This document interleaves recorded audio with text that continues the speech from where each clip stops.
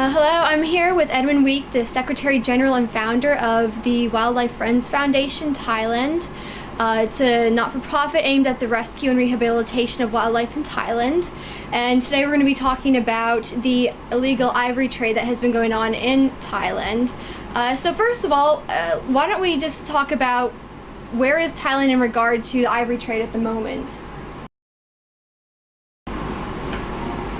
Well, I think we can safely say at the moment that we're in Thailand probably at the top of the ivory trade. I think Thailand at this moment is the main market through actually as a transit country for ivory from Asia, but more actually from Africa into China. I think we can basically say that we are the international hub of the ivory. Okay, and you said most comes from Africa. What about elephants here in Thailand?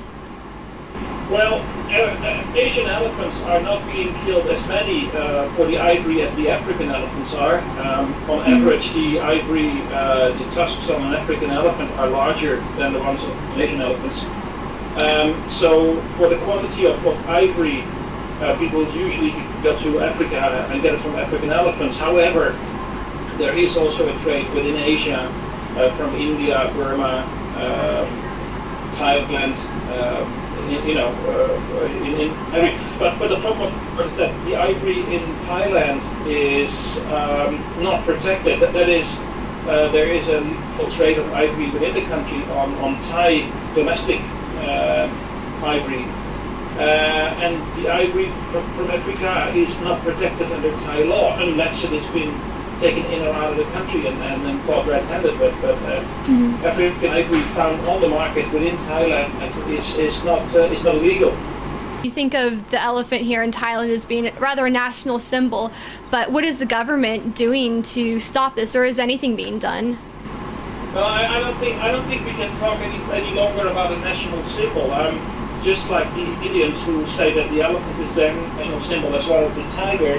Thailand seem to say that the elephant is Thailand's national symbol. It used to be on the Thai flag until 50, 60 years ago, and nowadays the elephant is just a horse. It's an animal that you keep to make money with. There's 2,000 elephants in captivity within Thailand. They are, in general, kept in horrendous situations.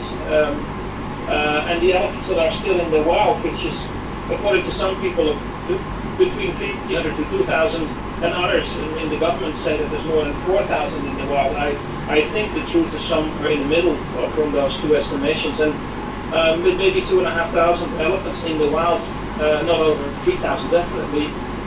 The elephants are under complete, continuous threat from the illegal trade for tourism, where baby elephants are being taken out of the wild, and at the same time, big male elephants, the so-called tuskers, are under threat for the ivory trade. So if the elephant is supposed to be our national animal, I don't see it really being treated that way.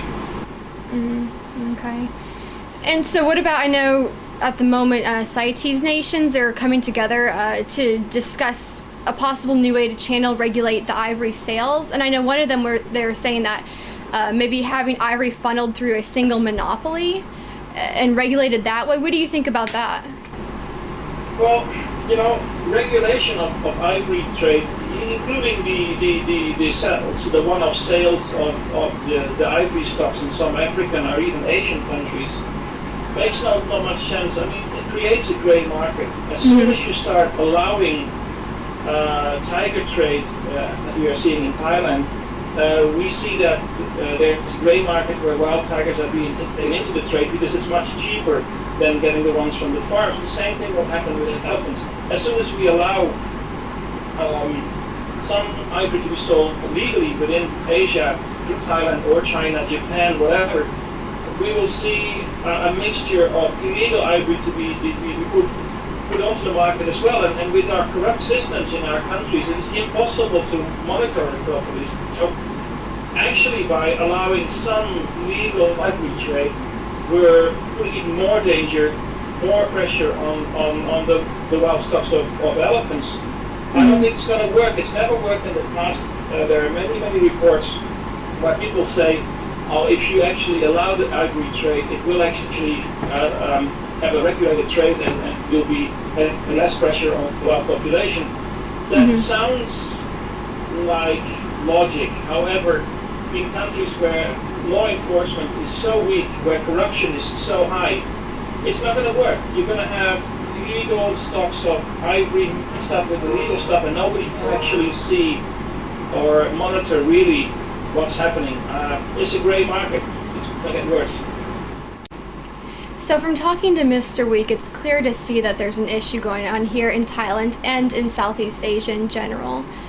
But what's going to happen? That's still a question that hasn't been answered yet. For the Thai Law Forum, I'm Nicole Osinski.